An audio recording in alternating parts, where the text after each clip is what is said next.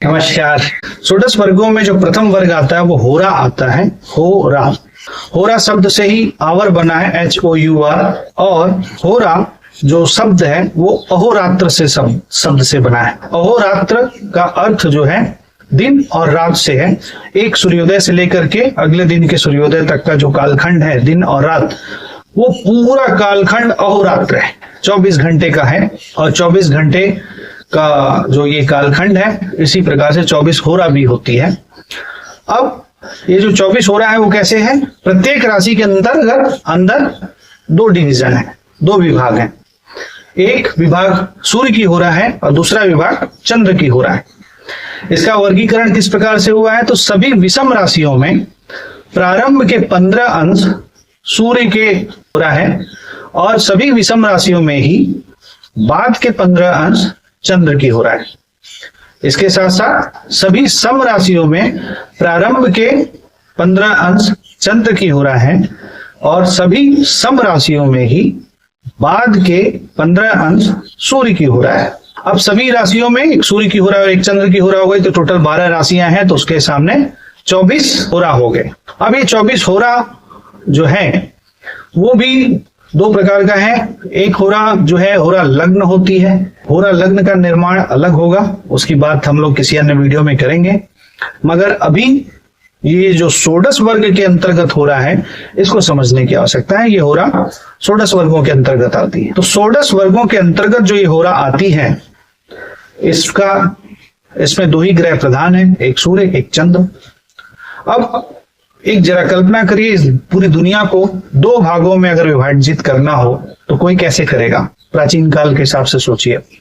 तो एक आता है कि दिन और रात के हिसाब से विभाजित करना, दिन की घटनाएं, रात्रि की घटनाएं। दूसरा आता है स्त्री और पुरुष के भेद में विभाजित करना। तीसरा आता है सूर्य और चंद्र। तो अब ये सूर्य चंद्र जो है, सूर्य चंद्र श्लोक में आ जाता है सूर्य और चंद्र की हो रहा है। मगर इस सूर्य से कई चीजें समझ में आएंगी और चंद्र से भी कई चीजें समझ में आएंगी। सूर्य से पुरुष समझ में आएगा, चंद्र से स्त्री समझ में आएगी। सूर्य से दिन समझ में आएगा और चंद्र से रात समझ में आएगा।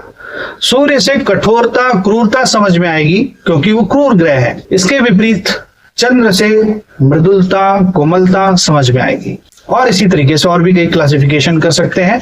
मैंने अपने सामान्य बुद्धि से इतना ही समझ पाया। तो अब इसका एप्लीकेशन कैसे करते हैं?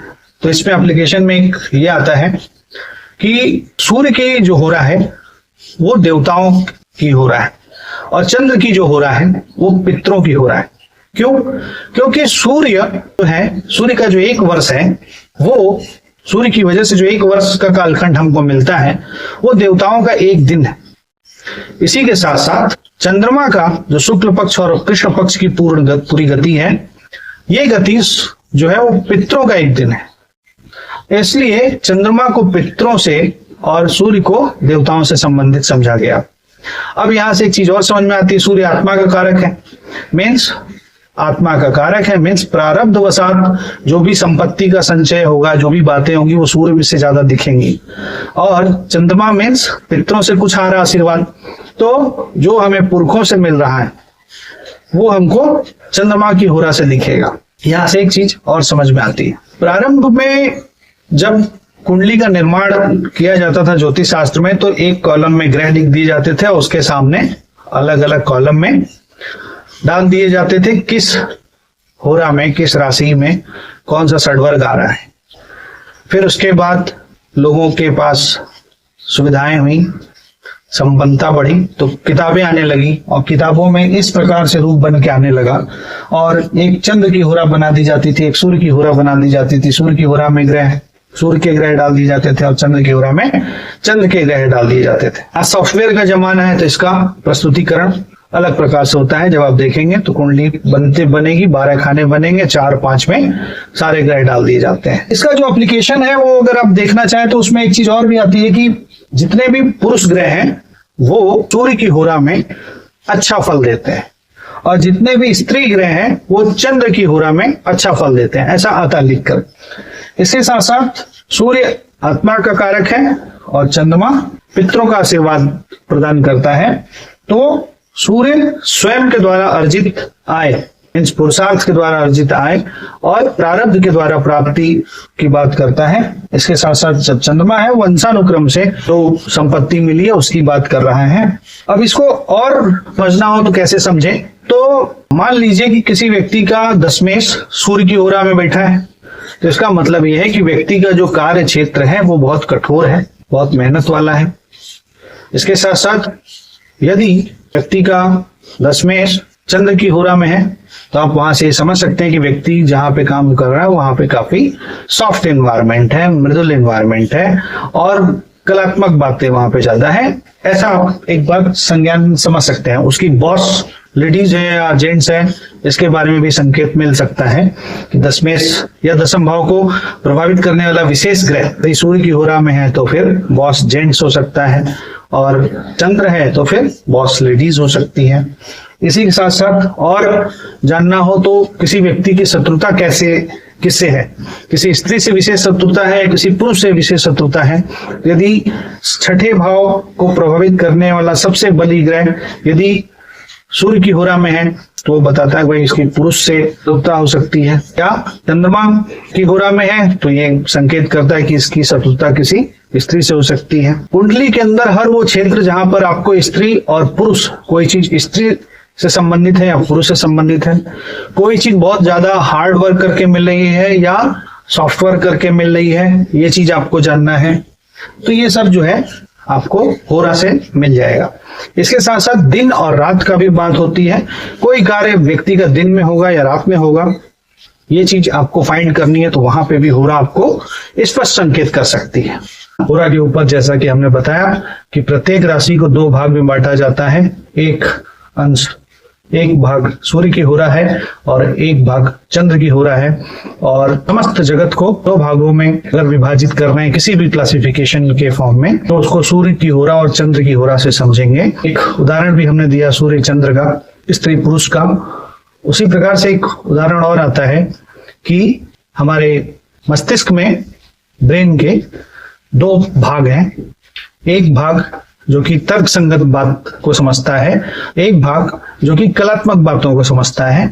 जो दिमाग का, मस्तिष्क का वह भाग जो कि कलात्मक बातों को समझता है वह चंद्र की होरा से प्रदर्शित होगा, और दिमाग का वह भाग जो कि तर्क संगत बुद्धि रखता है वह सूर्य की होरा से दिखेगा। इसी प्रकार से हम लोग नाक से सांस लेते हैं तो एक चंद्र नाड़ी है, एक सूर्य नाड़ी है, इसका भी संबंध सूर्य की होरा से हो सकता है, उससे हम लोग जोड़ सकते हैं। तो राशि को दो भागों में विभाजित किया गया और उसे स्त्री पुरुष, सूर्य चंद्र के भेद में, दिन रात के भेद में समझा गया। अब राशि को तीन भागों में बांटने की बात है।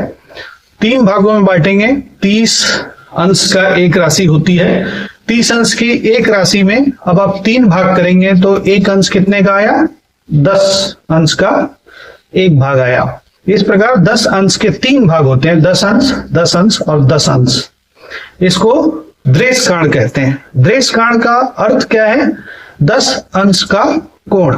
द्रेषकाण को अगर समझेंगे सामान्य भाषा में तो आप उसे समझिए 10 अंश का कोण। 10 अंश का कोण कैसे है, ये मान लीजिए एक राशि है 30 डिग्री की, तो 30 डिग्री में अब हमें तीन विभाग करने हैं तो 10 अंश, 10 अंश और 10 अंश। इसी प्रकार से अब ये द्रेषकाण तो आपको मिल गया, राशि के तीन विभाग आपने किए। उपयोग कहां पे आएंगे, तो आप समस्त जगत को, पूरी विश्व को, पूरे यूनिवर्स को तीन विभागों में बांटिए। किन चीजों में आप तीन विभागों में बांट सकते हैं, किन चीजों में क्लासिफिकेशन तीन के रूप में होता है, उन सबका संबंध आपको यहां से दिखेगा। प्रथम द्रेषकाण वो स्वयं राशि है, मीन्स किसी भी राशि में शून्य अंश से लेकर के शुरू के 10 अंश तक उस राशि का स्वयं का अपना भाग द्रेषकाण खुद का है। उसके बाद 10 अंश से लेकर के 20 अंश तक का जो राशि खंड है उस भाग पे प्रस्तुत राशि जिसकी बात हो रही है उस राशि से पांचवी राशि का अधिकार क्षेत्र आता है। और जो तृतीय द्रेषकाण है वो जिस राशि की गणना हो रही है उस राशि से नवी राशि के लिए संबोधित होता है।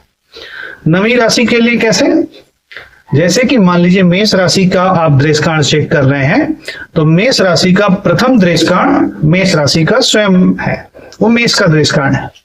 द्वितीय दृष्कांड सिंह राशि का हुआ और तृतीय दृष्कांड धनु राशि का हुआ। दृष्कांड का जो डिवीजन आपने राशियों को किया, तो पूरे राशि चक्र पे कितने दृष्कांड बन जाएंगे, तो हर राशि में 3 दृष्कांड बन रहे हैं, तो इस प्रकार से कुल 36 दृष्कांड बन जाएंगे, 36 विभाग हो जाएंगे। सभी राशियों के अंदर 3-3 खंड बन गए, तो कुल 36 दृष्कांड, 10-10 संस्कृत के जो है 36 दृष्कांड बने। मीन्स 360 डिग्री की एंगल है, तो उसमें 10-10 डिग्री का एक कोण हुआ। दृष्कांड का जो बुक्स में शब्दार्थ आता है, शब्द में लिखा जाता है, वो ये आता है कि ये भाइयों से उत्पन्न सुख को बताता है। अब भाइयों से उत्पन्न सुख ये बड़ा गहरे अर्थ वाला है, इसको भी समझने की आवश्यकता है। और इसके साथ साथ इसमें इसकी उपमा भी दी गई है। जो प्रथम दृष्कांड है उसको नारद मुनि से उपमा दी गई है, जो द्वितीय दृष्कांड है उसको अगस्त मुनि से उपमा दी गई है, और जो तृतीय दृष्कांड है उसको दुर्वासा ऋषि से उपमा दी गई है। इसके मायने क्या है? नारद, अगस्त और दुर्वासा को लिखने का मायने क्या है? तो देखिए, जब भी हम लोग पूरे जगत को 3 विभाग में बांटने की कोशिश करते हैं तो हमेशा त्रिमूर्ति की बात होती है, और उस त्रिमूर्ति की जो विशेष बात है वो बोली जाती है ब्रह्मा, विष्णु और महेश। ब्रह्मा, विष्णु, महेश का अर्थ क्या है? ब्रह्मा जो कि रचना करते हैं, किसी चीज को प्रारंभ करते हैं। विष्णु किसी चीज को संतुलन स्थापित रखते हैं, उसको चलाते हैं, संसार को चलाते हैं। और महेश मीन्स संसार को समाप्त करते हैं। इसी क्रम में नारद, अगस्त और दुर्वासा को भी समझ सकते हैं। नारद ब्रह्मा जी के पुत्र हैं। अगस्त, उन्होंने जीवन भर मनुष्यों के कल्याण के लिए कार्य किया है। और दुर्वासा ऋषि बहुत ही क्रोध वाले थे, हम सभी जानते हैं। तो और दुर्वासा ऋषि भी भगवान शिव के अंशावतार हैं। तो अब यहाँ पे इन लोगों ने जो ये श्लोक है उसमें नारद, अगस्त और दुर्वासा क्यों लिखा, फिर ब्रह्मा, विष्णु, महेश क्यों नहीं लिखा? क्योंकि ब्रह्मा, विष्णु, महेश समस्त जगत के लिए है, और उसके उस शक्ति, उस परिमाप के सामने दृष्कांड थोड़ा छोटा है। आप ब्रह्मा, विष्णु, महेश को ऐसे समझ सकते हैं कि एक राशि, मेष राशि से लेकर कर्क राशि तक का ब्रह्मा का अंश है, और सिंह राशि से लेकर के वृश्चिक राशि तक का विष्णु का अंश है, और धनु राशि से लेकर के मीन राशि तक का खंड वो महेश का खंड है। तो इतने बड़े जोडियाक में ब्रह्मा, विष्णु, महेश हैं, और ब्रह्मा, विष्णु, महेश के अंतर्गत उसका सूक्ष्म रूप, उसका लघु रूप दृष्कांड है। अब दृष्कांड को एक और बात आती है कि भाई इससे भाई बहनों से उत्पन्न सुख को समझा जाता है। भाई बहन से उत्पन्न सुख को समझा जाता है, ये तो शब्द की बात हो गई। इसके भावार्थ को क्या समझेंगे? तो भावार्थ इसका ये है कि एक तत्व है, मान लीजिए अग्नि तत्व है, तो अग्नि तत्व की कितनी राशियां हैं? 3 राशियां हैं, 1, 5, 9। मेष राशि, सिंह राशि, धनु राशि। जल तत्व के लिए ये 3 राशियां संतान रूप से हो गई। अग्नि तत्व की 3 राशियां एक प्रकार से उसकी संतान हो गई, आप ऐसे समझ सकते हैं। तो मेष राशि को, सिंह राशि को धनु राशि से कितनी स्ट्रेंथ मिल रही है, इसको पता है। इसी प्रकार से दूसरे तत्व हैं। आप पृथ्वी तत्व की बल में कौन सी राशियां हैं? तो 2, 6, 10। 2 वृष राशि, 6 कन्या राशि और 10 मकर राशि। 2, 6, 10 इन राशियों का मूल तत्व क्या है? वो पृथ्वी तत्व है। मतलब पृथ्वी तत्व अंतर्गत ये 3 राशियां आती हैं। अब वृष राशि का प्रथम स्वयं है, कन्या है, और वृष राशि का तृतीय दृष्कांड मकर है। वृष राशि से हमको क्या समझ में आता है? वृष राशि प्रथम दृष्कांड है, तो वृष राशि का विशेष महत्व हो गया। वृष राशि में ग्रह, बैठे हुए ग्रह का विशेष महत्व हो गया। मगर यही द्वितीय दृष्कांड में चला गया तो वो संकेत करता है कि कन्या राशि को भी देख लो। कन्या राशि इसी प्रकार से अगर तृतीय को संकेत करता है कि मकर राशि को देख लो। इसी प्रकार से अन्य तत्वों के राशियों को भी समझ सकते हैं। अन्य तत्वों की राशियों के साथ साथ इसी 3 क्लासिफिकेशन को अगर आप और समझने की कोशिश करेंगे प्राचीन काल के हिसाब से, जब आज के डेट में आप उसको समझने की कोशिश करते हैं, तो 3 चीजों के हिसाब से जब चीजें अलग अलग क्लासिफिकेशन आता है, तो जब भी 3 की बात होगी तो वहां एक आती है बात इच्छा शक्ति, ज्ञान शक्ति और क्रिया शक्ति। मीन्स प्रथम दृष्टांत किसी भी कार्य के लिए इच्छा की बात कर रहा है, उसके ज्ञान की बात कर रहा है, उसमें कार्यान्वयन कितना होगा। इसी प्रकार से 3 के रूप में कहीं पर भी सृष्टि को अगर आप समझने की कोशिश करेंगे तो प्रथम पृथ्वी की बात करता है, द्वितीय आकाश की बात करता है और तृतीय पाताल की बात करता है। इसी प्रकार से बचपन, युवा और बुढ़ापा के क्रम में अवस्था भी बांटी गई है। तो अब ये दृष्टांत से काफी सिग्नल आपको मिलता है, और एक दृष्टांत जो कि बहुत ही महत्वपूर्ण माना गया है वो बताता है 22वां लग्न से 22वां दृष्टांत क्या करता है, संबंध में उसकी स्वभाव, मृत्यु के स्वभाव का संकेत। तो मृत्यु का स्वभाव का संकेत यदि लग्न कर रहा है तो इसी प्रकार से सभी कर सकते हैं। ऐसा कहीं लिखा नहीं मिलेगा आपको, लिखा सिर्फ एक ही जगह मिलेगा कि लग्न से 22वां दृष्टांत। 22वां क्यों? क्योंकि 22वें दृष्टांत पर ही 8वां भाव प्रारंभ हो रहा है। 8वां भाव प्रारंभ है, यही महत्वपूर्ण है। भाव प्रारंभ हो रहा है तो वहां पे कौन सा दृष्टांत है, वो दृष्टांत का स्वभाव आप संपूर्ण जगत को 17 स्तंभ में बांट सकते हैं। आप संपूर्ण जगत को जीव, मूल और धातु मूल जीव के संज्ञा में बांट सकते हैं। तो जो भी राशियों की क्लासिफिकेशन हम लोगों ने राशि की क्लासिफिकेशन में सभी धातुओं को समझा, वो सारी क्लासिफिकेशन अब यहाँ पर यूज होगी। और किसी चीज की, किसी भी भाव की, किसी भी ग्रह वृत्ति होगी किस कुंडली में, इसको अप्लाई करने के लिए उसका स्वभाव क्या है विशेष रूप से, और उसको उसी तत्व की अन्य रहा है, इसको जानने के लिए विशेष रूप से आपको दृष्टांत का विशेष प्रयोग होगा।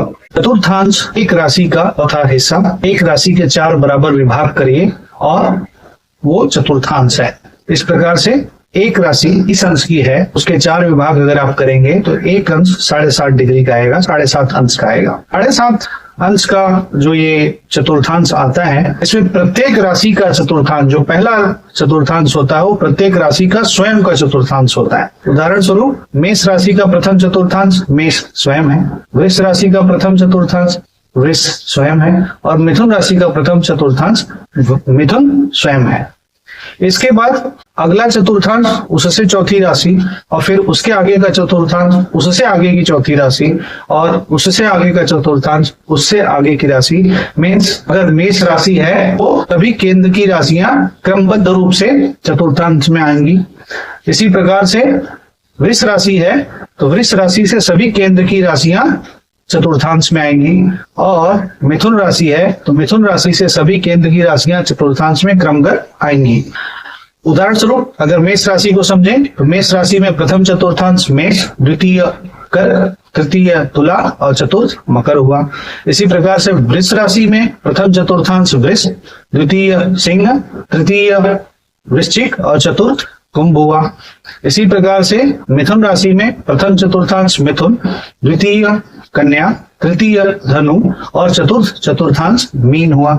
और यही क्रम आगे की सभी राशियों में रहता है। चतुर्थांश को जो पराशर मुनि ने उपमा दी है वो सनकादि मुनि के नाम पर दी है। सनक, सनंदन, सनत कुमार और सनातन, ये 4 मुनि ब्रह्मा जी के पुत्र हैं, वेद रूप हैं और ज्ञान के दाता हैं। जब चतुर्थांश के बारे में आप पढ़ते हैं तो व्याख्या आती है।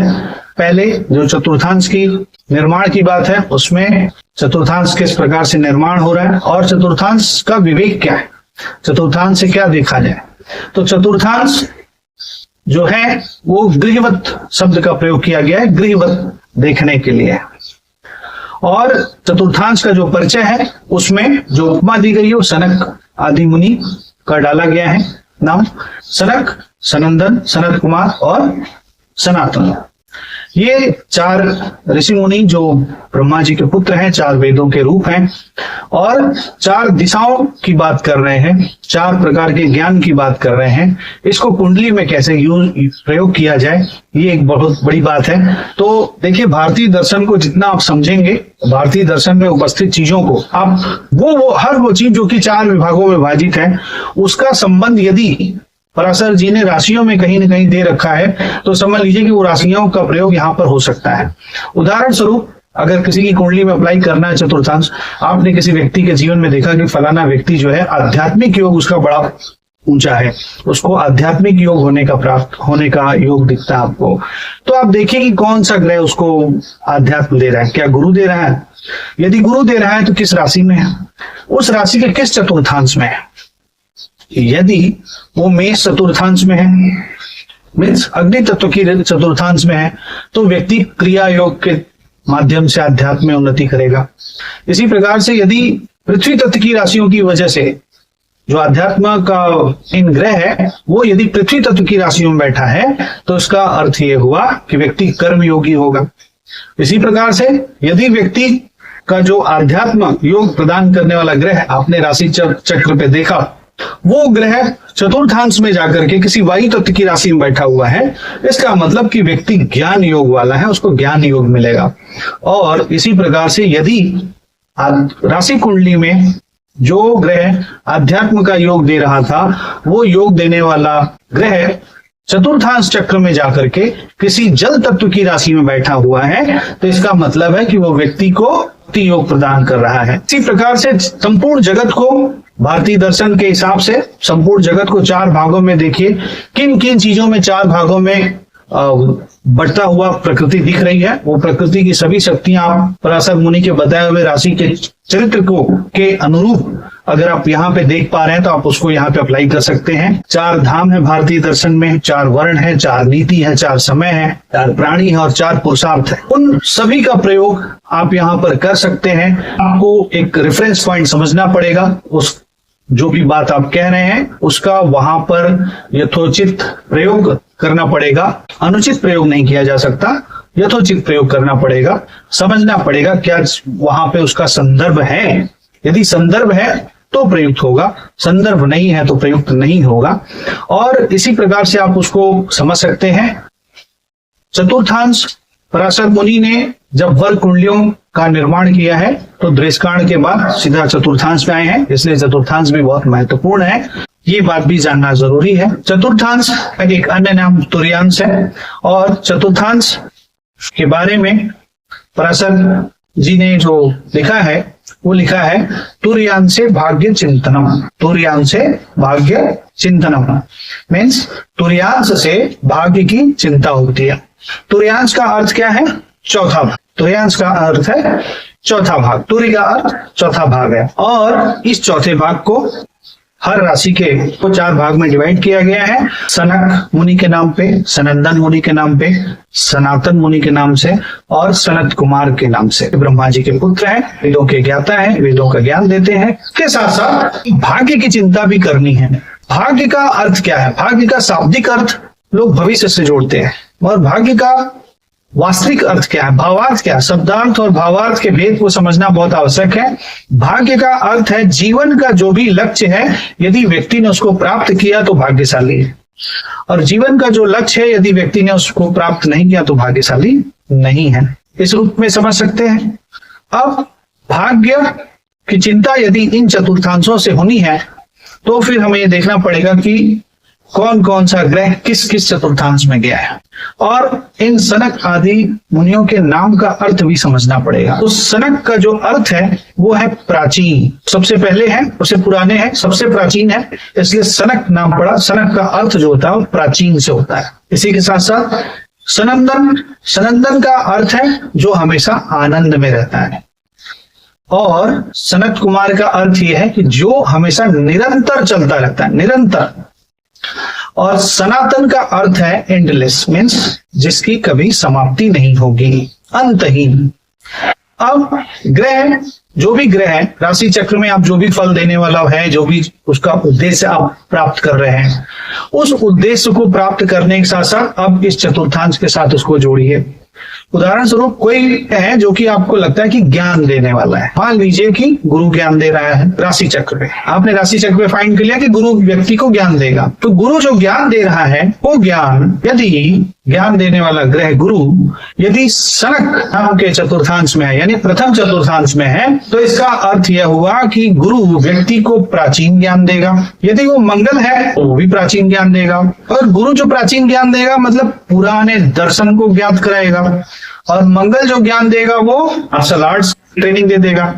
शुक्र जो ज्ञान देगा वो शास्त्रीय संगीत का ज्ञान दे देगा, और बुध वैदिक गणित का ज्ञान दे सकता है। इसी प्रकार से और भी अपने विवेक से समझना चाहिए। अब मान लीजिए कि कोई ग्रह राशि चक्र पे आपने पाया, वो ग्रह वो जीवन का ये उद्देश्य दे रहा है। अगर वो जीवन का ये उद्देश्य दे रहा है तो आप देखिए कि चतुर्थांश में कहाँ पे, तो चतुर्थांश में आनंदन नाम के चतुर्थांश में है, मीन्स वो आनंद देगा, मतलब अच्छा करेगा। वो अच्छा अगर कर रहा है तो आप देखिए कि जैसा ग्रह है वो अगर वहां पे आनंद दे रहा है, अच्छा दे रहा है, उसका सभी कॉम्बिनेशन ठीक है, तो इसका मतलब वो भाग्य का वर्धन कर रहा है और व्यक्ति अपने सफलता उस राशि चक्र के अनुरूप प्राप्त होने वाली सफलता को प्राप्त करेगा। इसी के साथ साथ सनत कुमार को समझिए। सनत कुमार नाम का जो तृतीय चतुर्थांश है, इनका नाम का अर्थ है निरंतर, कंटिन्यूअस चलना। अब मान लीजिए किसी व्यक्ति के आय भाव का स्वामी यदि सनत कुमार नाम के चतुर्थांश में है, तृतीय चतुर्थांश में है, तो इसका मतलब ये होता है कि भाई वो आय की निरंतरता बना के रखेगा व्यक्ति के जीवन में।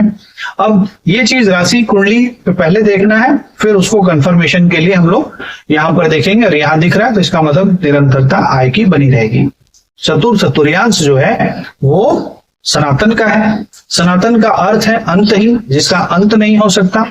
जिसका अंत नहीं हो सकता, मान लीजिए कोई ग्रह इस चतुर्थांश में पड़ा है, तो इसका मतलब यह है कि जो वो ग्रह राशि चक्र पे जो फल प्रदान कर रहा है, फल की हानि नहीं होगी। वो जो भी दे रहा है फिर उसकी हानि नहीं हो सकती। मान लीजिए कि उसने जमीन जायदाद दे रखा है, तो व्यक्ति के जीवन में जमीन जायदाद की हानि वो नहीं होने देगा। और पराशर मुनि के बताए हुए शब्द के अनुरूप तुर्यान से भाग्य चिंतनम को भी समझा। तुर्यान से भाग्य चिंतनम का शब्दार्थ क्या है और उसके क्या भाव हो सकते हैं, उसकी भावना क्या हो सकती है, उसके अंदर निहित गहन विचार क्या हो सकते हैं, उसके ऊपर भी एक विचार किया। सप्तमांश नाम से ही समझ आता है सातवां अंश। एक राशि को 7 बराबर भागों में बांटिए, और 7 बराबर भागों में बांटने के बाद प्रत्येक अंश का आप अवलोकन करिए और वहां से कुछ चीजें प्राप्त होंगी।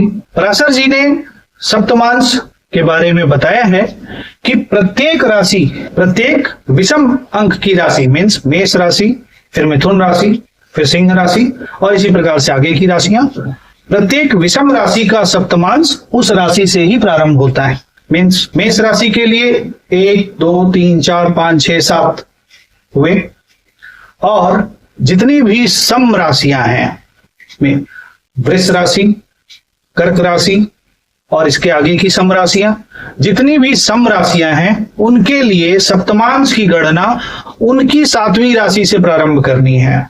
वृष राशि के लिए वृश्चिक से, कर्क राशि के लिए मकर से, और कन्या राशि के लिए मीन से। अब वृष राशि के लिए 8 9 10 11 12 1 2 इस प्रकार से 7 विभाग बढ़ गए। अब ये विभाग तो बढ़ जाएंगे, इन विभागों का मतलब क्या है? तो इन विभागों के बारे में पराशर जी ने जो उपमा प्रदान की है वो बहुत ही गहरी है और वो विचारणीय है, उसको समझने की आवश्यकता है। उन्होंने जो पहला खंड बताया है उसका नाम बोला है क्षार। क्षार का जो स्वाद होता है वो बड़ा कड़वा होता है, तो क्षार, उन्होंने पहला खंड क्षार बोला, कड़वा है, यहाँ पे कुछ कड़वे अनुभव के फल मिलेंगे। इसी के साथ साथ दूसरा क्षीर, क्षीर का अर्थ दूध है। तीसरा दधी, दधी के दूध के आगे का क्रम इसलिए दधी, और दधी का मतलब दही, और इसके आगे का जो खंड है उसका नाम घृत है, घृत का अर्थ घी। उसके बाद इक्षुरस, इक्षुरस गन्ने का रस होता है।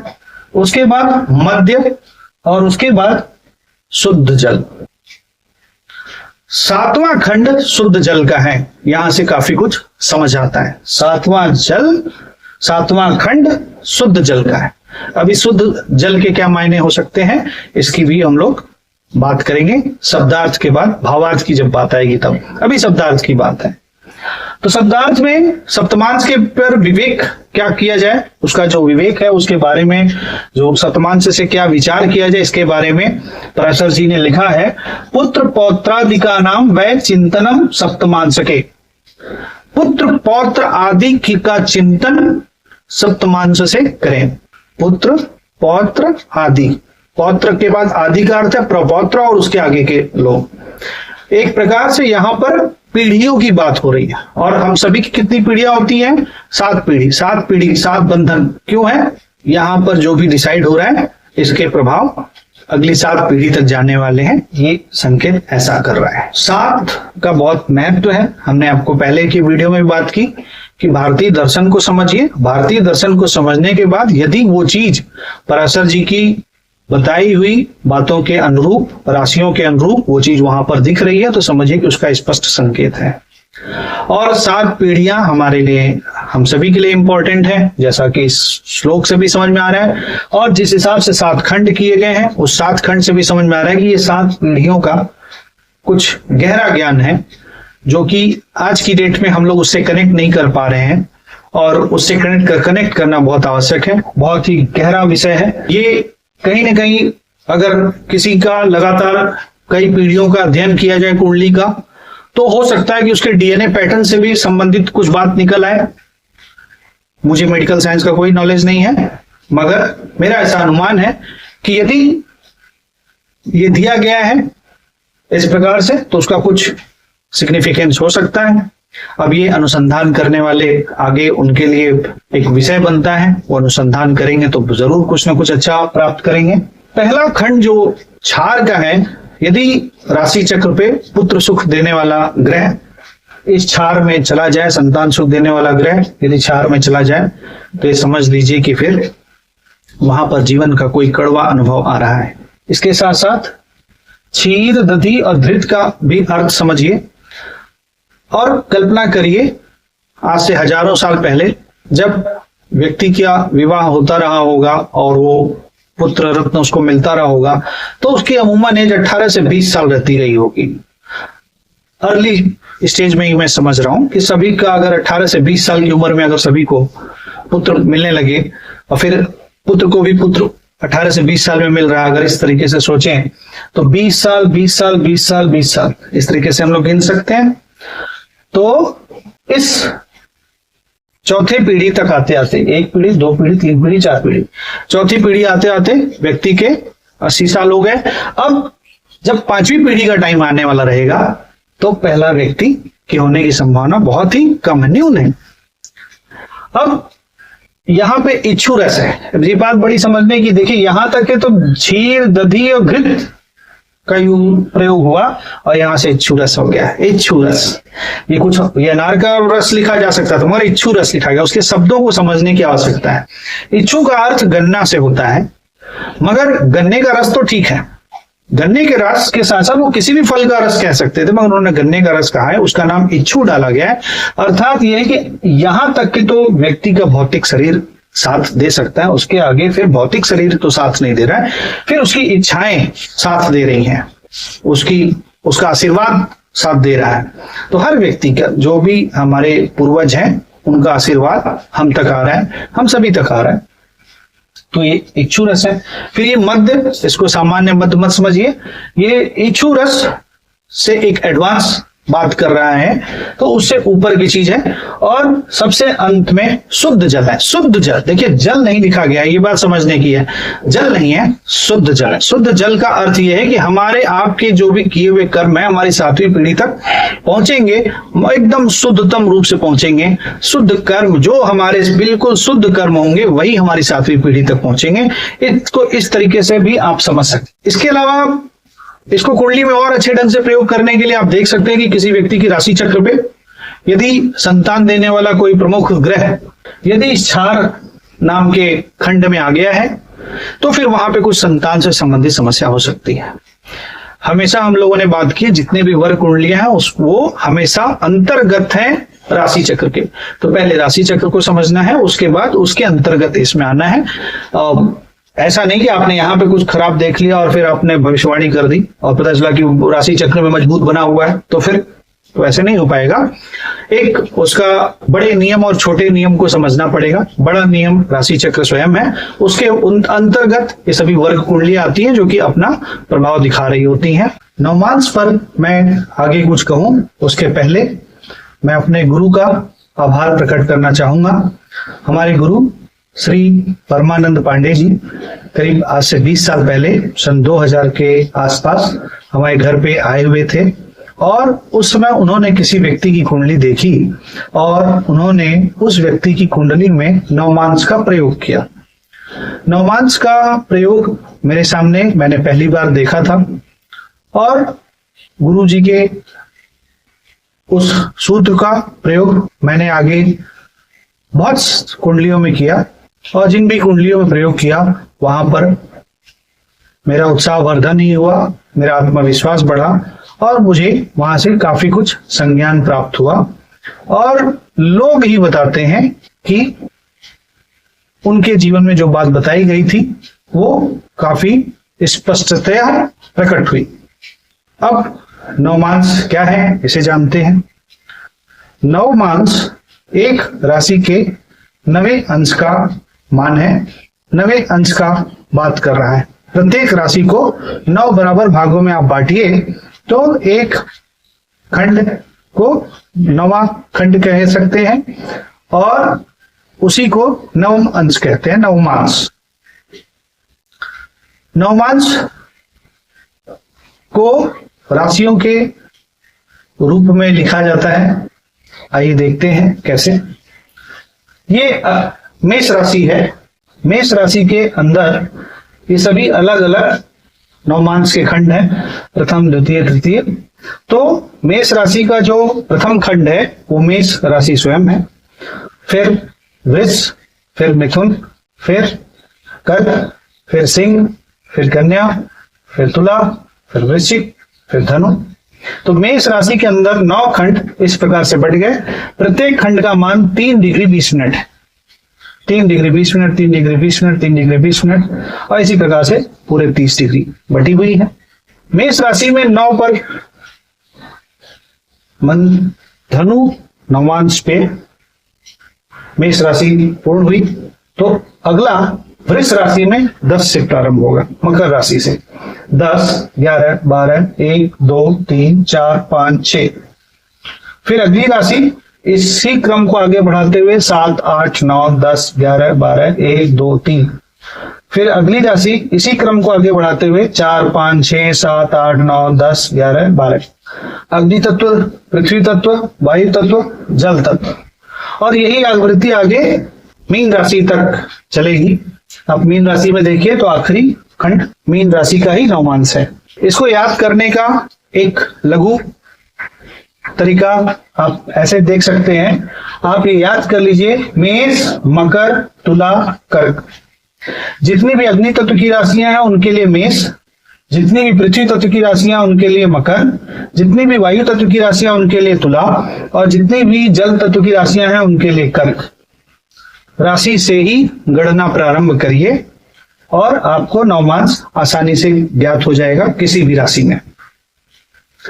ये तो बात हुई नवमांस की। राशि चक्र पर किस प्रकार से प्रकटीकरण है, प्रत्येक राशि के अंदर 9 भाग कैसे बटे हुए हैं ये आपने जाना। इन भाग को जानने के बाद इसका फलित में क्या प्रयोग है, इससे पहले एक चीज और जानते हैं। बृहद पराशर होरा शास्त्र में इन राशि खंडों का, इन नवमांस खंडों को 3 विशेष प्रकार की उपमा दी गई है। बृहद पराशर होरा शास्त्र में इन नवमांस खंडों को 3 प्रकार की उपमा दी गई है। एक देव, फिर मनुष्य, फिर राक्षस, फिर देव, मनुष्य, राक्षस, फिर देव, मनुष्य, राक्षस। जितने भी चर खंड हैं उनके लिए देव, जितने भी स्थिर खंड है उनके लिए मनुष्य और जितने भी द्विस्वभाव खंड है उनके लिए राक्षस।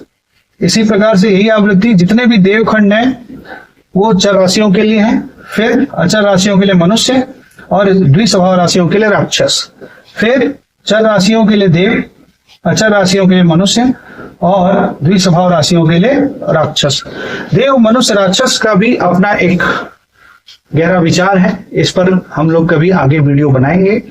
नवमांस का बृहद पराशर होरा शास्त्र में जो प्रयोग है उसके बारे में लिखा गया है।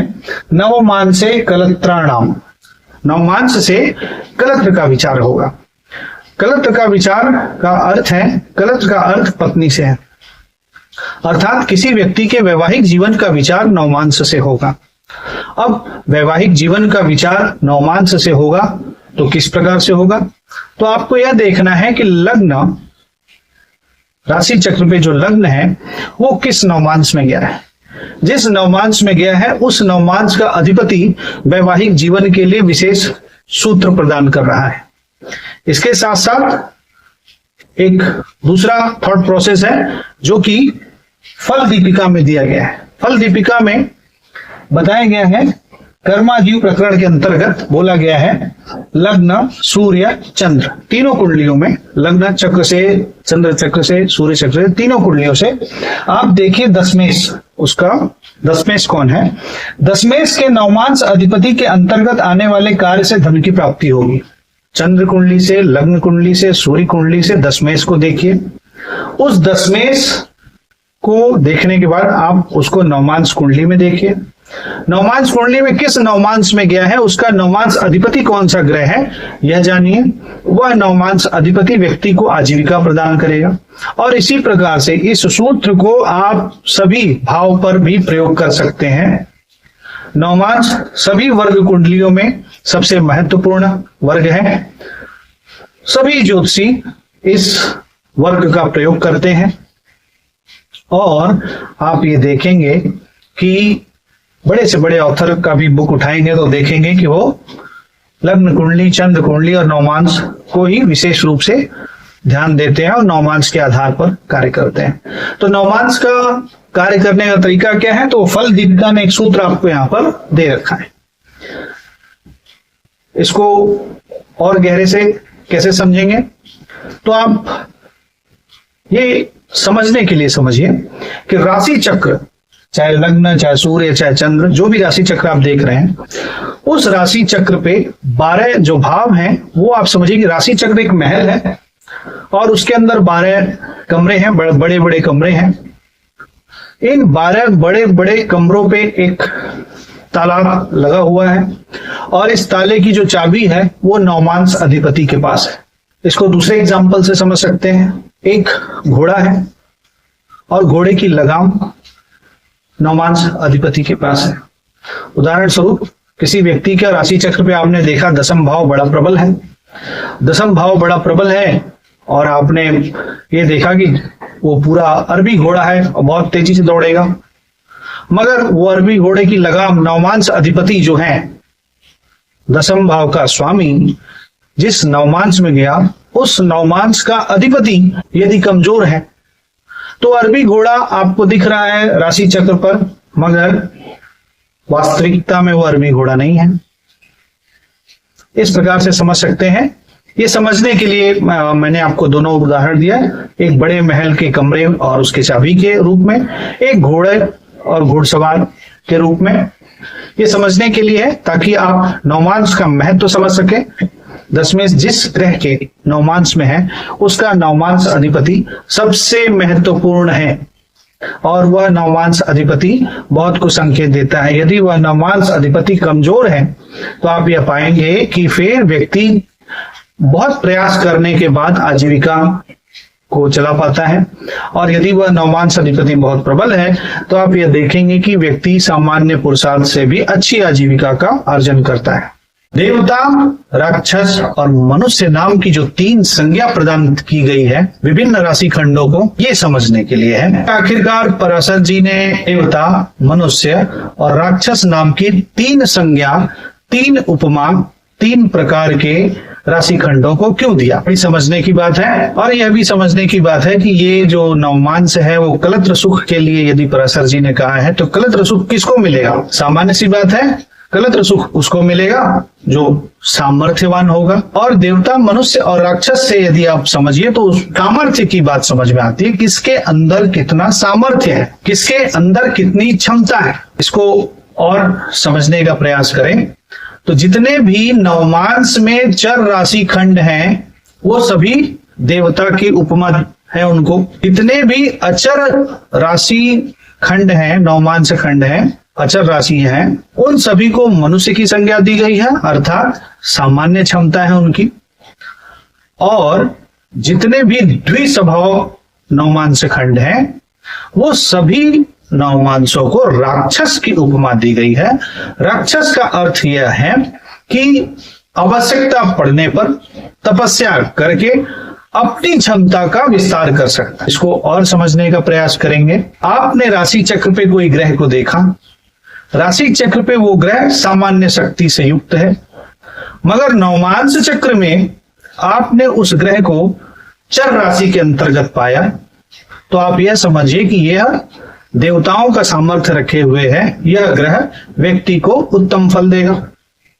इसके साथ साथ आपने राशि चक्र पर किसी ग्रह को सामान्य शक्ति से युक्त पाया और नवमांश चक्र में भी स्थिर राशि का पाया, तो मतलब यह है कि यह व्यक्ति को सामान्य क्षमता प्रदान कर रहा है, अपने भाव से संबंधित सामान्य फल दे रहा है। इसके साथ साथ राशि चक्र पर कोई ग्रह अपने देखा सामान्य क्षमता दे रहा है और नवमांश चक्र में वे द्विस्वभाव नवमांश खंड में पड़ा है। इसका तात्पर्य यह हुआ कि वह ग्रह आवश्यकता पड़ने पर, जीवन में आवश्यकता पड़ने पर बहुत प्रबल फल दे सकता है। आवश्यकता पड़ने पर वो व्यक्ति उस ग्रह से संबंधित कार्य को यदि करेगा, प्रयास करेगा, तपस्या करेगा तो अच्छा फल प्राप्त कर लेगा, अपनी क्षमता में विस्तार कर लेगा। देवता स्वयं में प्रकाशवान है, देवता अलौकिक शक्तियों से युक्त है। देवता देवलोक में है, उनके अंदर शक्ति है मनुष्य लोक में भी आ जाने की, पाताल लोक में भी चले जाने की, इसलिए ये बहुत शक्तिशाली है, ऊर्जा से युक्त है, शक्तिमान है। इसके साथ साथ जितने भी मनुष्य हैं वो मृत्यु लोक में ही रहते हैं, पृथ्वी लोक पर ही रहते हैं, वो ज्यादा देवलोक में नहीं जा सकते, वो पाताल लोक में नहीं जा सकते, उनकी सीमा सीमित है, उनकी क्षमता सीमित है, इसलिए वो एक प्रकार से स्थिर राशियों के अंतर्गत है, सुस्त है, धीमे है, इस प्रकार से आप उसे समझ सकते हैं। और द्विस्वभाव राशियों का अर्थ है कि जिसमें दोनों स्वभाव है, वो चर भी है, वो अचर भी है, वो सामान्य क्षमता से भी युक्त है मगर उसके अंदर पोटेंशियल है ऊंची क्षमता तक जाने की। इसको इस तरीके से समझ सकते हैं। इस प्रकार से जब भी किसी का राशि चक्र और नवमांश चक्र आप देखिए तो यह जरूर देखिए कि ग्रह चर राशि के अंतर्गत है, अर्थात देवता नवमांश खंड के अंतर्गत है तो उसे प्रबल समझिए। अचर राशि के अंतर्गत है तो फिर उसको थोड़ा धीमा, सुस्त और सामान्य समझिए। बेकार नहीं समझना है, सामान्य समझना है। मनुष्य है, मनुष्य भी बहुत अच्छा है, तो सामान्य क्षमता उसकी है, जितनी राशि चक्र पे क्षमता दिख रही उतनी क्षमता उसकी है, अब वो बढ़ नहीं पा रहा है। और इसके साथ साथ यदि वो नवमांश चक्र में द्विस्वभाव राशियों के अंतर्गत हो गया तो फिर परिस्थितियां यदि निर्मित हो जाए और व्यक्ति तपस्या करने पे बिल्कुल ठान ले, वो तपस्या करने के लिए अमुक ग्रह का अमुक फल प्राप्त करने के लिए, तो फिर व्यक्ति को फल प्राप्त होगा, प्रयास करेगा तो सफलता मिलेगी। वर्ग कुंडलियों में दशमांश की बात होगी। वर्ग कुंडलियों में दशमांश का बहुत महत्व है और एक राशि को 10 बराबर भाग में बांटिए तो एक खंड जो प्राप्त हुआ वो दशमांश है। उस दशमांश का ही विश्लेषण वर्ग कुंडली दशमांश के अंतर्गत होता है। एक राशि को जब 10 बराबर भाग में बांटते हैं तो 10 से क्या होता है ये समझने की बात है। सभी जानते हैं 10 दिशाएं होती हैं। ये दशमांश 10 दिशा को ही संकेत करता है। 10 दिशाओं का निरूपण एक राशि के अंतर्गत कैसे है आइए जानते हैं। हमने क्रम से राशियों के नाम लिखे। पहले विषम राशियों का एक वर्ग है और इस तरफ सभी सम राशियों का एक वर्ग है। सभी विषम राशियों का वर्ग एक तरफ और सभी सम राशियों का वर्ग एक तरफ रखने के पीछे कुछ कारण है, वो आगे अभी समझ में आएगा।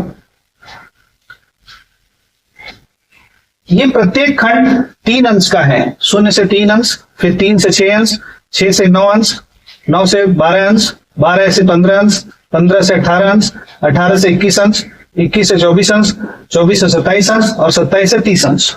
इस प्रकार से कुल 10 खंड बने। 1 2 3 4 5 6 7 8 9 10 खंड बने। ये प्रत्येक खंड एक एक दशमांश की बात कर रहे हैं। इसको और समझते हैं। जितनी भी विषम राशियां हैं उन सभी विषम राशियों का प्रथम दशमांश वह राशि स्वयं होगी। मेष को गिनिए, मेष से प्रथम दशमांश मेष स्वयं, तो 1 2 3 4 5 6 7 8 9 10। इस प्रकार से मेष राशि के अंतर्गत 10 दशमांश प्रस्तुत हुए और इनको इस क्रम में, राशियों के क्रम में वर्गीकृत कर दिया गया। इसके बाद इसी 10 को आप वृष से समझिए।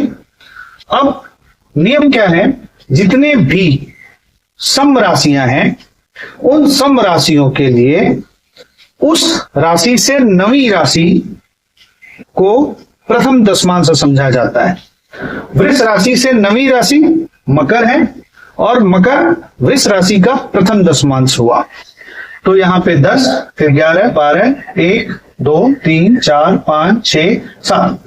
तो वृष राशि में कुल ये दशमांश हुए जिनको कि इन राशियों से निरूपित किया जाता है। अब मिथुन राशि में आ जाइए। मिथुन राशि के लिए प्रथम दशमांश मिथुन राशि स्वयं ही रहेगी। तो मिथुन, कर्क, सिंह, कन्या, तुला, वृश्चिक, धनु, मकर, कुंभ और मीन। 3 4 5 6 7 8 9 10 11 12। इस प्रकार से मिथुन राशि के अंदर के 10 राशियों के अंतर्गत दशमांश आपने ज्ञात किए। अब कर्क राशि में देखिए, ये 12 ही 12 यहां पे आ रही है और इसको ऐसे याद रखना है कि कर्क राशि से नवीं राशि जो है वो प्रथम दशमांश है।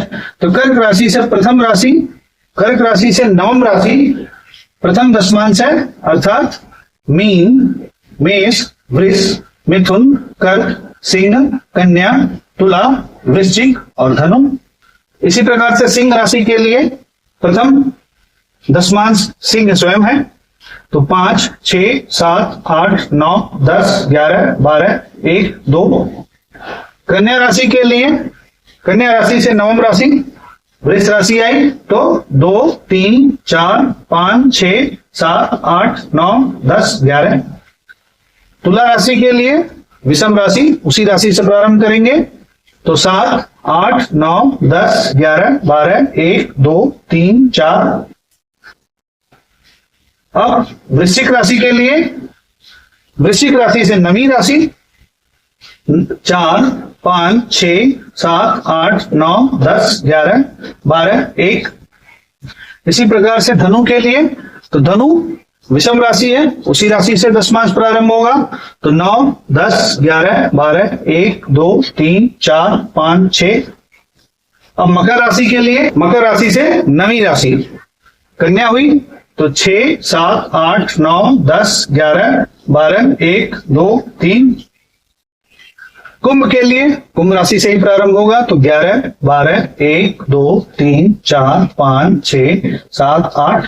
और मीन राशि के लिए, मीन राशि से नवीन राशि तो वृश्चिक, तो 8 9 10 11 12 1 2 3 4 5।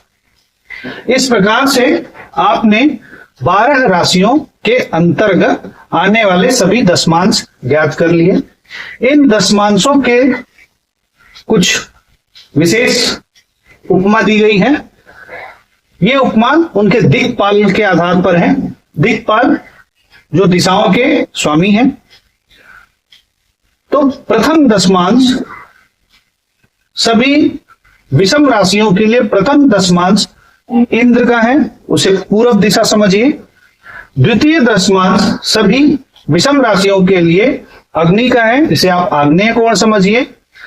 तृतीय दशमांश सभी विषम राशियों के लिए यम का है, इसे आप दक्षिण दिशा समझिए। चौथा दशमांश सभी विषम राशियों के लिए राक्षस का है, अर्थात उसे नैऋत्य कोण समझिए। फिर इसी प्रकार से आगे वरुण पश्चिम दिशा, वायु, वायव्य कोण, कुबेर उत्तर दिशा, ईशान पूरब और उत्तर का कोण ईशान है। उसके बाद जो नवा खंड है विषम राशियों में, नवा खंड है उसे ब्रह्मा की संज्ञा दी गई।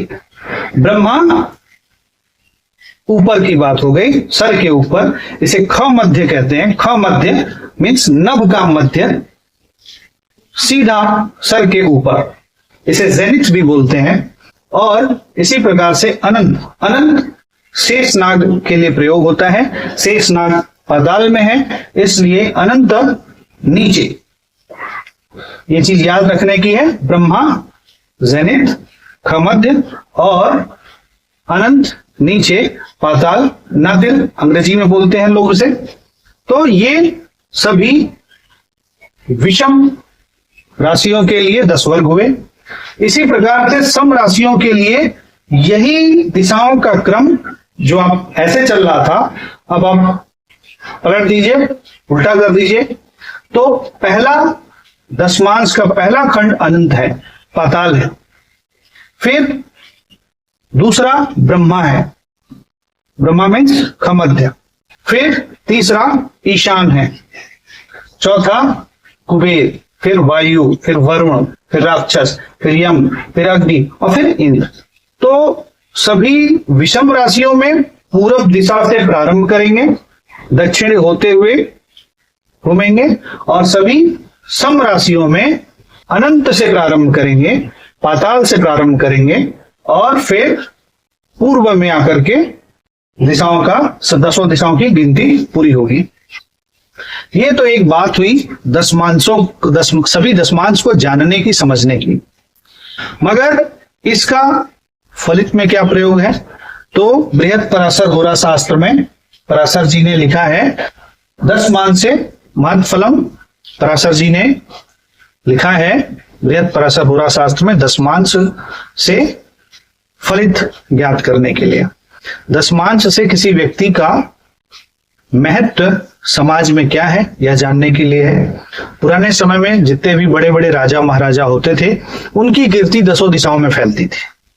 10 दिशाओं में जो उनकी कीर्ति फैलती थी, उसको समझने के लिए दशमांश को ज्ञात किया जाता था और दशमांश से समझा जाता था। आज के समय में यदि आपके पास कोई व्यक्ति आता है, आप उसका दशमेश जिस भी दिक्पाल के अंतर्गत पाते हैं, आप ये समझिए कि वो व्यक्ति उस दिक्पाल की दिशा में जाके कार्य कर सकता है, या दशम भाव को प्रभावित करने वाला जो विशेष ग्रह है वो जिस दिक्पाल की दिशा में है, जिस दिक्पाल के अंतर्गत आ रहा है दशमांश में, उस दिशा में व्यक्ति को सफलता मिलेगी। इसके साथ साथ दिक्पाल से आपने दिशाओं का तो ज्ञान किया, ये सभी दिक्पाल कुछ विशेष कार्य भी करते हैं। इन दिक्पाल के कार्य को भी यदि व्यक्ति समझ ले और उनके कार्य के अनुरूप जो सेक्टर आपको समझ में आता है, आप देखेंगे कि व्यक्ति उस दिशा में, उस सेक्टर में काम कर रहा है। उदाहरण स्वरूप किसी का दशमेश, दशम भाव को प्रभावित करने वाला विशेष ग्रह कुबेर नाम के दशमांश में यदि है, तो कुबेर कौन है? कुबेर धन को देखते हैं। इस प्रकार से वो व्यक्ति जिसका कि दशमेश कुबेर नाम के दशमांश में है, तो वो व्यक्ति बैंकिंग या फाइनेंस के सेक्टर में हो सकता है, जहां से धनागम, जहां से धन की गणना हो रही है, धन का कार्य हो रहा है। इस प्रकार से और भी इसको समझा जा सकता है। प्रश्न कुंडली में यदि कोई व्यक्ति आपके पास आया और प्रश्न कुंडली में कुछ पूछ रहा है और अमुक भाव का स्वामी, आप दिक्पाल में देखिए कि दशमांश में देखिए, दशमांश वर्ग में देखिए कौन उसका दिक्पाल है, तो उस दिशा में व्यक्ति का कार्य हो सकता है। प्रत्येक दिक्पाल जो 10 दिशाओं के स्वामी हैं, उन 10 दिशाओं के स्वामी का व्यक्ति के जीवन पे किस प्रकार से प्रभाव पड़ रहा है, इसको कुंडली में कैसे जाने, इसको किसी व्यक्ति के हॉरोस्कोप से कैसे जाने, इसके लिए प्रत्येक व्यक्ति का कुछ रूलिंग प्लैनेट होते हैं। विशेष रूप से वो रूलिंग प्लैनेट ही व्यक्ति को रूल कर रहे होते हैं। रूलिंग प्लैनेट कौन से हैं? तो वो लग्न कुंडली, चंद्र कुंडली और सूर्य कुंडली, इन तीनों कुंडलियों के लग्न के स्वामी, राशियों के स्वामी, इसके साथ साथ इनके नक्षत्रों के स्वामी, आप इनको रूलिंग प्लैनेट समझिए। ये रूलिंग प्लैनेट व्यक्ति के जीवन को, दिशा को निर्धारित करने में बहुत विशेष भूमिका निभाते हैं और यही जीवन का उद्देश्य भी दे रखते हैं। इसके साथ साथ दूसरा नंबर आता है दशमेश का, दसम भाव के स्वामी का। तो इन तीनों कुंडलियों से दसम भाव और दसम भाव के स्वामियों को यदि आप देखेंगे तो वहां से आपको बहुत कुछ पता चलेगा कि कौन सा ग्रह, जो भी मजबूत ग्रह हो जाता है वही ग्रह व्यक्ति को अपनी दिशा में लेके जाता है। अब इसके बारे में और भी आगे हम लोग बात करेंगे। आज दशमांश के अंतर्गत प्रत्येक दिक्पाल किस किस दिशा में व्यक्ति को कार्य कराते हैं ये समझने की है। ये एक प्रकार से हमने दशमांश को और ऊंचे लेवल पर समझने का प्रयास किया है, वही आपको बता रहे हैं। आप इसको ये जो बातें हैं ये कहीं किसी बुक में आपको पढ़ने को नहीं मिलेगी। जो भी बातें हैं वो मेरा अपना खुद का सोच है, मेरी खुद की समझ है और मैं अपनी सोच समझ के हिसाब से ही आपको बता रहा हूं।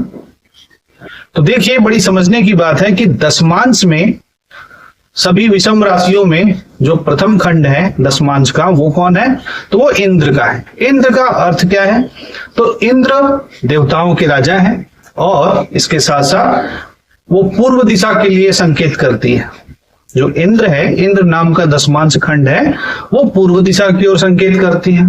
पूर्व दिशा में कौन बली होता है, तो एज पर पराशर बृहत्थोरा शास्त्र अगर आप उसे देखेंगे तो पूर्व दिशा में बुध और गुरु बली है। इससे क्या तात्पर्य मिलता है, इससे तात्पर्य यह मिलता है कि यदि किसी का दशमेश या दसम भाव को विशेष रूप से प्रभावित करने वाला ग्रह या दसम भाव में बैठा हुआ विशेष कोई योग कारक ग्रह यदि इंद्र नामक दशमांश में जाके बैठा है तो वो इंद्र के हिसाब के कोई कार्य दे सकता है या बुध और गुरु से संबंधित कोई कार्य दे सकता है, क्योंकि उस दिशा में बुध गुरु भी बहुत बली है। अब इंद्र से संबंधित क्या कार्य किस कोई व्यक्ति को मिल सकता है, ये बात बड़ी समझने की है। तो देवताओं के राजा हैं इंद्र। अब जब देवताओं के राजा हैं तो समस्त जगत, समस्त सृष्टि के अंतर्गत जो भी कार्य हो रहे हैं उसको देखने का कार्य किसका है, देवराज इंद्र का है। इस प्रकार से जितने भी प्रशासन से संबंधित कार्य हैं वो इस दशमांश खंड के अंतर्गत देखने को मिल सकते हैं। इसके साथ साथ इंद्र की 1000 आंखें हैं, इसलिए आप ये समझ लीजिए कि जितनी भी सीसीटीवी से रिलेटेड कार्य है, जहां पे देखने का कार्य है, वो कार्य व्यक्ति को मिल सकता है।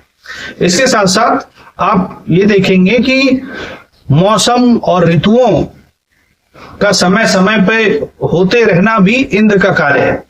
इंद्र की ही निगरानी में सभी मौसम और सभी ऋतुएं बदलती रहती हैं।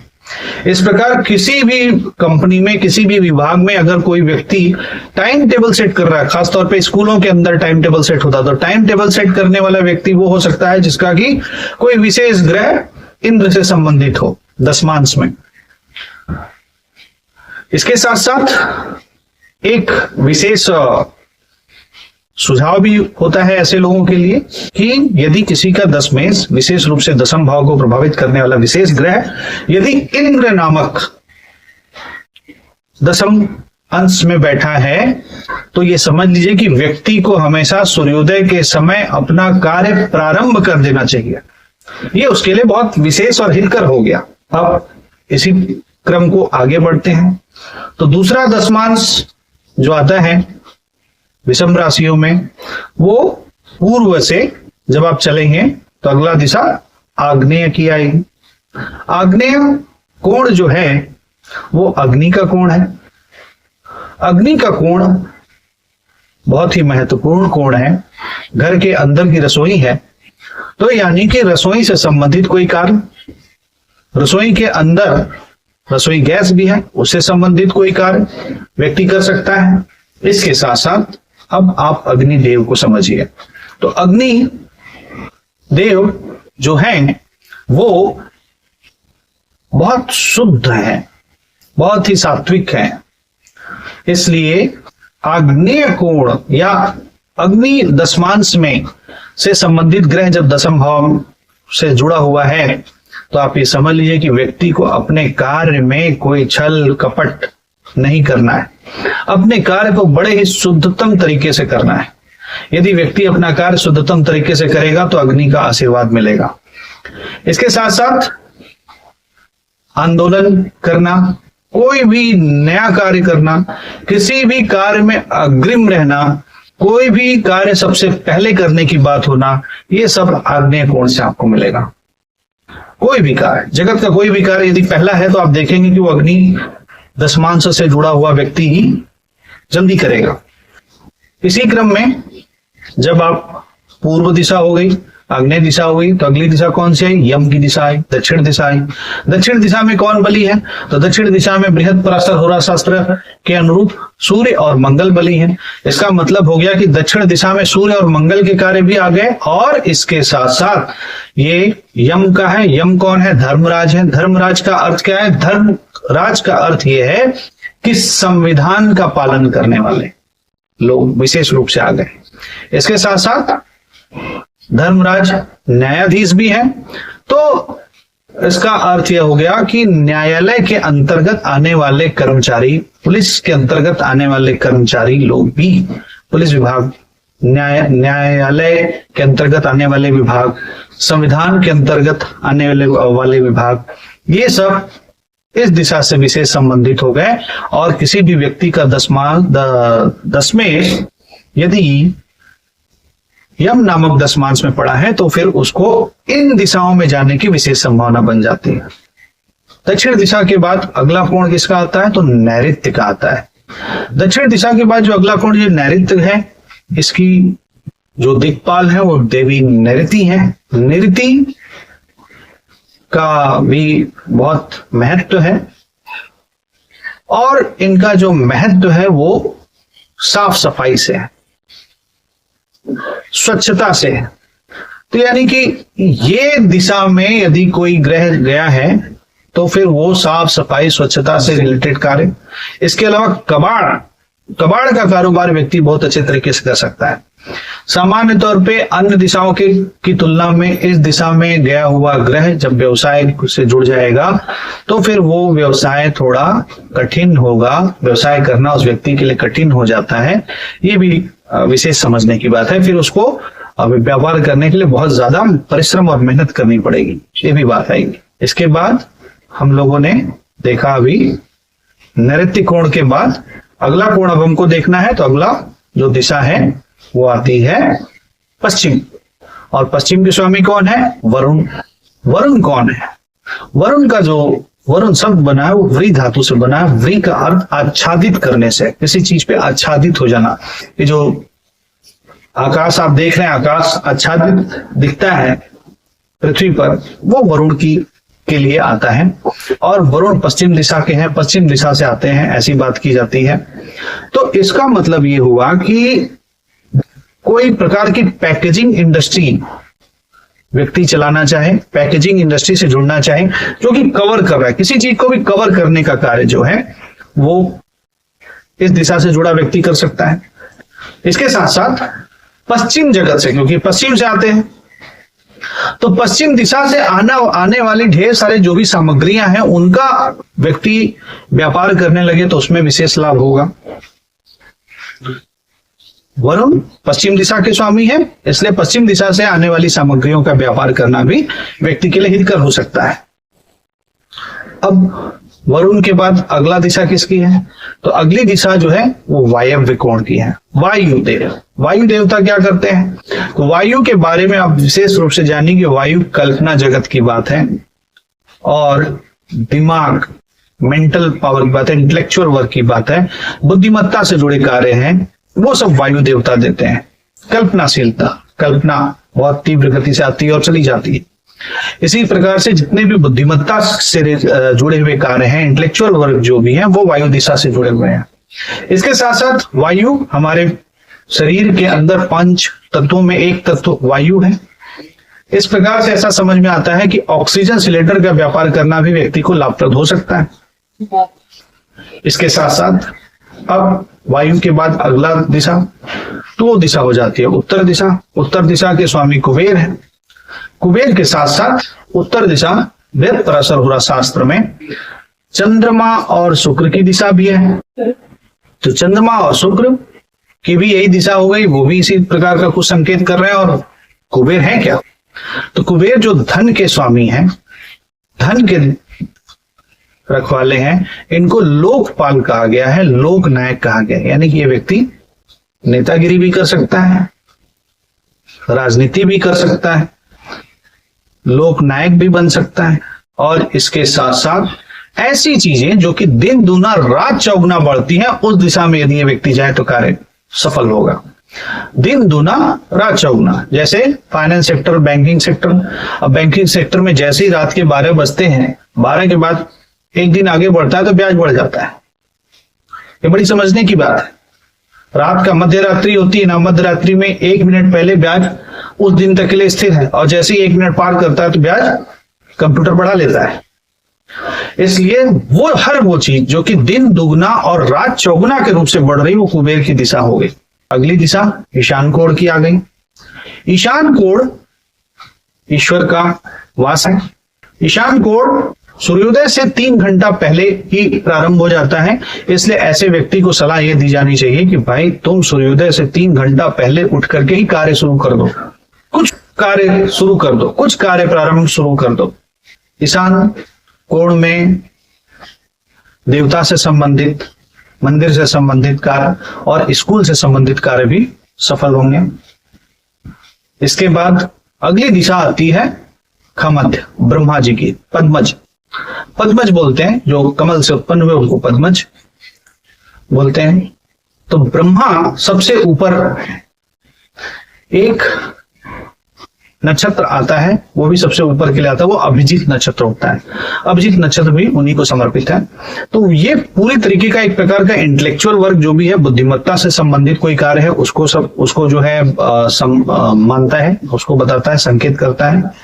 कोई भी कार्य जो कि बुद्धिमत्ता से संबंधित कार्य है, वो भी, क्योंकि बुद्धि सबसे ऊपर है, इस प्रकार से कोई भी कार्य जो कि बुद्धि से संबंधित है वो पद्मज का हुआ। इसके साथ साथ आज के जमाने में देखें तो ऑन एयर की बात होती है, ऑन एयर हो गया। ऑन एयर मतलब छा गए आकाश में। आकाश में कौन छाएगा? जो आकाश में सबसे ऊपर होगा।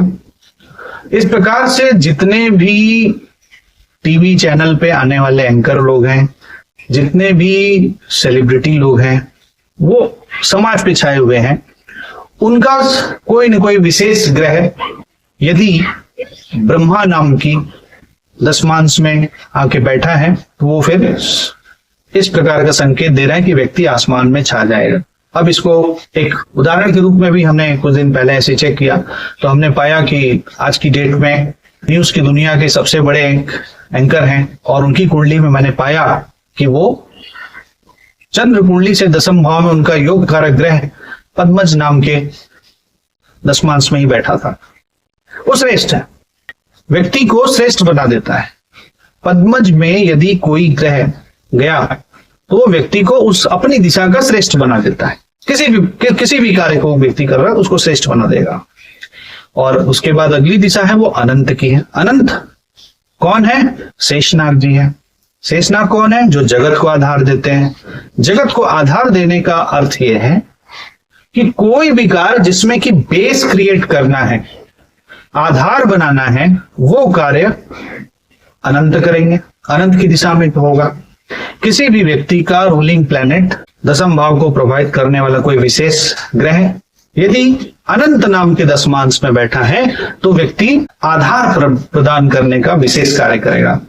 अभी हम लोगों ने ब्रह्मा दशमांश के अंतर्गत देखा, टीवी एंकर की बात की, तो आप ये समझिए कि टीवी एंकर जो कार्य कर रहा है वो एक प्रकार का पतंग का काम कर रहा है, आकाश में उड़ रहा है, मगर पतंग की डोर तो नीचे है। पायलट ब्रह्मा नामक दशमांश के कारण पायलट हवा में उड़ रहा है, मगर उसका कंट्रोल रूम तो नीचे है। इसी प्रकार से जितना भी नीचे आधार पर कार्य हो रहा है वो कार्य कराने का काम अनंत का है। इस प्रकार से टीवी चैनलों के अंतर्गत आने वाले उनके यहाँ के कर्मचारी, फाइबर केबल बिछाने वाले लोग, खनन करने वाले लोग, खादान से संबंधित कार्य, नीचे का जितना भी कार्य है, जमीन से नीचे का जितना कार्य है, और इसके साथ साथ हवाई अड्डे अगर आप जाते हैं, हवाई अड्डे पे आप जाएंगे तो आप देखेंगे वहां पर भी बहुत ढेर सारे कर्मचारी रहते हैं।